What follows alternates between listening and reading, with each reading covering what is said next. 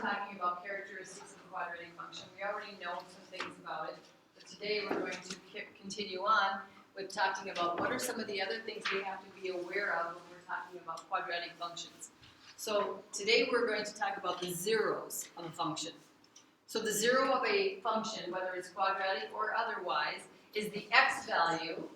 So whatever x value makes the function equal 0. So in other words, whatever you put in for x, it makes the y value 0. Whatever x value makes that y value 0 is considered to be the 0 of that function. Okay?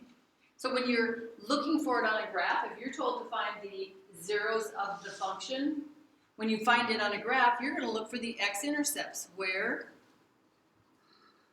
is the graph crossing? So there might be one x-intercept, there might be more than one. Where is the graph crossing the x-axis? Because tell me something that holds true for all the points on the x-axis. What do they all have in common? They have a 0 for their y value. Every point on the x-axis, and visualize on the x-axis, any point that you place on the x-axis, you just go out from the origin and you place a point. You go left or you go right, or you stay right there at the origin. Every single one of those points has a y value of 0. So it's considered to be, that's what we need, is we need when y is equal to 0. So we're just going to look for the x-intercepts. For a quadratic function, there can be no 0. Oh, let's change that. I think the order I want that to be is 1, 0. So there might be one x-intercept. There can be 2 zeros. There can be 2 places the quadratic function is crossing the x-axis, 2 x-intercepts, or no 0. There might be a time that that quadratic function, that parabola, never crosses the x-axis. So there are 3 possibilities. When they ask you to find the 0 of the function, you might end up with no 0 at all. You're going to have to say no zeros. Or you might only find 1, and you name that 0, or you might find 2 of them. So let's go look at page 531. First of all, let's look at the example 1 that's already done in the book for us on page 531. So right in the middle of the page, finding zeros of a quadratic function quadratic functions from graphs. So example 1 is where we're looking in our books right now. A, the function is y equals x squared minus x minus 2. What kind of a parabola is it? It's opening what? It's opening up. Okay, so that means it has what kind of an a value? Positive. A positive a value. What is the a value for that one? X squared minus x minus 2. 1. 1. So that's a positive number, so it's opening up like it's supposed to. Okay, well, we're looking for the zeros. And we just said the zeros of the function are any x values that make the function equal 0, or in other words, the y value is 0. And I also said, if you're going to do it from a graph, you just have to look for where it's crossing the x-axis. So for example, 1a, how many zeros does it have? 2. It has 2. It's crossing the x-axis at 2 different places. What are those zeros? X equals negative 1, and what's the other one? 2. 2. So everybody locate that, because I see some of you, you're just staring off into space. How in the world are you even going to know what to do when you need to do it? So in example 1a, the zeros of that function are negative 1 and positive 2. What are they in b? There's only 1 in B. There's only 1 in b, isn't there? And what is it? 1. 1. It happens to be x equals 1. It's the only place it is touching or crossing the x-axis, and so there's only 1 0 for that function. How about for c? None. There are none. That parabola, will it ever cross the x-axis? No. No, because it's opening up and above, its vertex is above the x-axis, so it can't ever cross the x-axis, so we would say that one has no zeros. Okay, now we're going to do, check it out, problems down below, 1a and 1b. It says 1a, y equals negative 4x squared minus 2. The parabola is opening down. Does that make sense that it should be? Yeah, because why? Because what's negative? What's it? The A value. The A value is negative. It's -4, so it should be opening down. Okay. Does it have any zeros? No. Okay, so the parabola does not touch or cross the x-axis. Fill in the blank. It does not touch or cross the x-axis, therefore there are no zeros. So when they ask us what are the zeros of that function, we'd have to say there are no zeros. Okay, let's look at 1b. What's happening in 1b? There's 1, 0. The parabola is touching the x-axis at what ordered pair? What's the ordered pair name it's touching the x-axis at? 1, 0. Okay, let me erase until we decide what it's going to be. What ordered pair? What point is it touching the x-axis at? 1, 0. 3, 0. Oh, Okay, it's touching the x-axis at 3, 0. 1b is the one we're looking at right now. So the vertex is sitting right there on the x-axis, isn't it? So it appears there is only 1, 0. And what do we say that 0 is? 3. Remember, it's the x value that makes the y value 0. So our 0 happens to be 3. Now, since we found a 0, whenever we find a 0 or zeros, we have to check them to make sure that they make it true. So here's how we're going to check it. We're going to substitute that 3 in. It's kind of like we're doing the table to get ordered pairs. Substitute the 3 in for the x.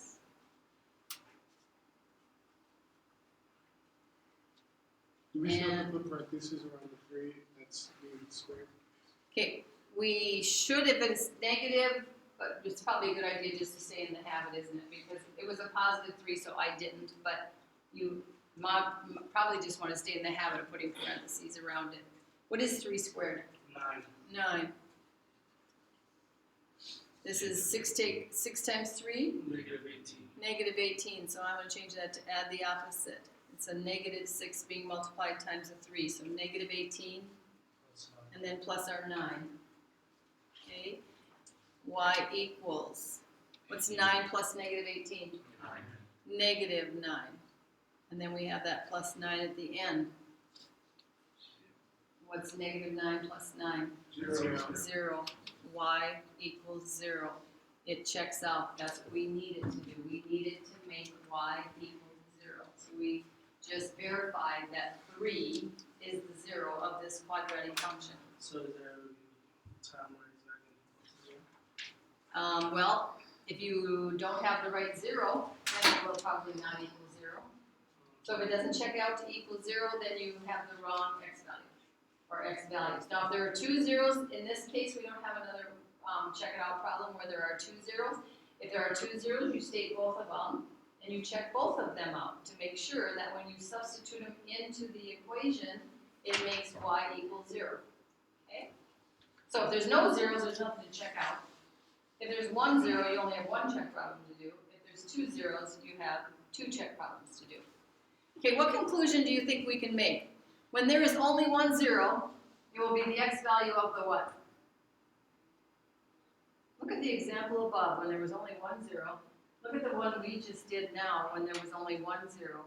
What was true about the point that we take the x value from?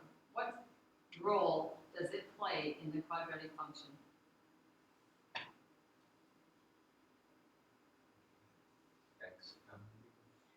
It is the x value of the what? Parabola? That parabola has all kinds of x values. What's the first letter? I'll give it away so quickly if I say that. Function? The Variable. vertex. Yeah, it is the x value of the vertex. When the vertex is sitting on the x-axis, the vertex is the only point on a parabola that does not have another point symmetric to it. So it will be, it has to have, then there's only going to be 1 0. So when the vertex is sitting on the x-axis, you know there's only going to be 1 0. When there are 2 zeros, what's going to happen? The parabola will cross the x-axis in how many different places? In 2 different places. It has to cross in 2 different places. So when there's 1, 0, it's gonna come from the vertex, that x value of the vertex. When there are 2 zeros, it means it's crossing the parabola in 2 places. What do no zeros mean? No.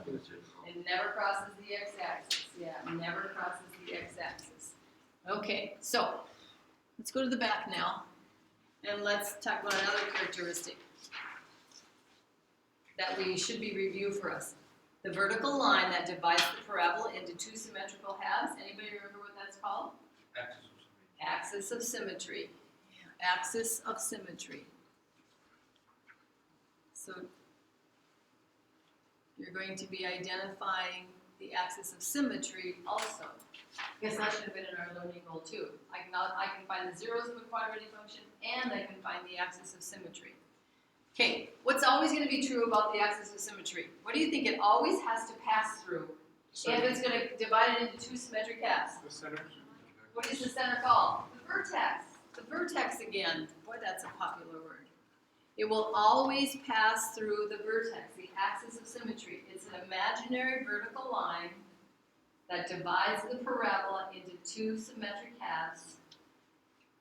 And it is written as an equation, not, would you underline this, not just a number. We can write the zeros as a number. When I ask you what's the zero of a function, you can just give me numbers. When I ask you for the equation, for the axis of symmetry, you have to give me an equation. It's going to be x equals something. Okay, it's going to be x equals, and it's going to be a number. Vertical line, remember vertical lines, their equation is x equals a number. So, 3 ways to determine the axis of symmetry. Determine the x value of the vertex. So let's go to page 532. And let's look at example 2a down there at the bottom. Check it out problem. Find the axis of symmetry of each parabola. What's the vertex of that parabola in 2a? What's its ordered pair? Isaac? -3, 0. -3, 0. Okay. So the vertex is -3, 0.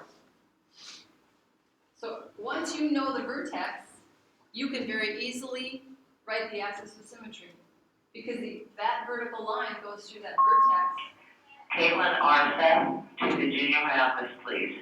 So the x is set equal to that x value of that vertex. So the vertex, that line, axis of symmetry always has to go through the vertex. Always, because it divides it in half. The x value of the vertex is going to always be what the x is set equal to for the vertical line, okay?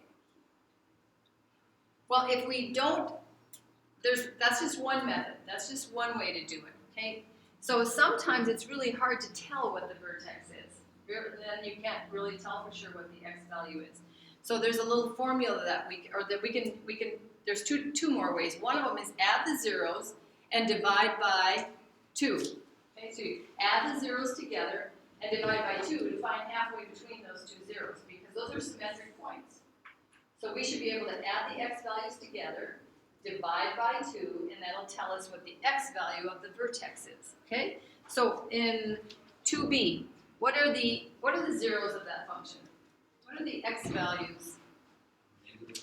Where it's crossing. It's crossing at -2 and +4. So find the zeros. Add them together. So our 2 zeros for this one are -2 and 4. What's -2 plus 4? 2. +2. So we've just found when you add, we're basically saying add those 2 together, we get 2. So now we take that and we divide it by 2, and what do we get? 1. We get 1. So what we're really saying is the x value of the vertex is 1. If the x value of the vertex is 1, what's the axis of symmetry? X equals 1. X equals 1. Now, look in your book now. If you were actually going to put a point on the graph where the vertex is, where you think the vertex is, if you were going to take out your pencil and put a point there, would the vertex have an x value of 1, does it appear? Yeah, it looks like it would have an x value of 1. Okay. So our axis of symmetry is an equation, not a number. An equation, x equals, it's a vertical line. Vertical line equations are x equals a number. Okay, and then we have another way. We're going to jump over to 533 and we're going to look at, check it out problem number 3. Find the axis of symmetry of the graph of, notice there's no graph there, it's not graphed for us. And we don't want to go through all that work graphing, we know how much work that is now. So find the axis of symmetry of the graph of y equals 2x squared plus x plus 3. Okay, well, here's what we're going to do. We're going to use this formula right here. X equals the opposite of b divided by 2a. So first thing we got to do is we need to know what the a and the b value are. Is it in standard form? Is number 3 in standard form right now? Okay, so we can go right to identifying a. What's our a value? Isaac? 2. What's our b value? 3. 1. 1. How's it 1? Because 3 is the c value, isn't it? Oh, yeah. Yeah. So a is 2, b is 1 in this one. So now what we're going to do is we're going to substitute in. We're looking for, remember we're trying to write the axis of symmetry. It's an x equals something. So we put our x equals. We substitute. We put the negative sign there. That's always there. It does not take the place of a negative b. It's always there. Then so just put it out front. Put our b value upstairs. And our a value gets multiplied by 2 downstairs. So we have 2 times 2 downstairs. That's 4. So do we have any cleaning up here to do? No. X equals negative 1/4 is our axis of symmetry. So here's what that is saying. You have this parabola. By the way, would it be opening up or would it be opening down? It would be opening down. We just happen to now know that the axis of symmetry would be at x equals negative 1/4. Or in other words, going through the parabola when we have this vertical line at x equals negative 1/4. So just a little bit to the left of the y-axis, we have this vertical line. What would be the x value of the vertex? Have we found the x value of the vertex? Yes, we have. What is it? Negative 1/4. Right now, we don't know what the y value is, but we do know that the x value of the vertex is negative 1/4 because the axis of symmetry always goes through the vertex. So here's our axis of symmetry, which is what we were actually trying to find. So we have 3 ways to find the axis of symmetry. From a graph, find what the vertex is, say, oh, there's its x value, set it equal to x. If you can't tell from the graph really well, you're not absolutely certain, you add the zeros together, divide by 2, and you'll have set it equal to x, you'll have your axis of symmetry. You don't have a graph at all you have is the equation. You use our little formula, x equals opposite of b divided by 2a, or negative b divided by 2a, and you'll have your axis of symmetry, x, because it has the x equals in it already. Okay? So you're finding zeros today in your homework, and you're finding axis of symmetry. Zeros are just a number. Axis of symmetry is an equation. Okay?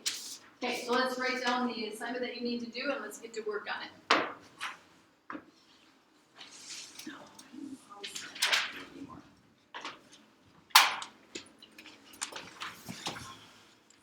Anybody have questions that I guess I didn't ask if you had any? Sorry. Okay. Hearing none, I'm going to assume you're ready to just dive in then.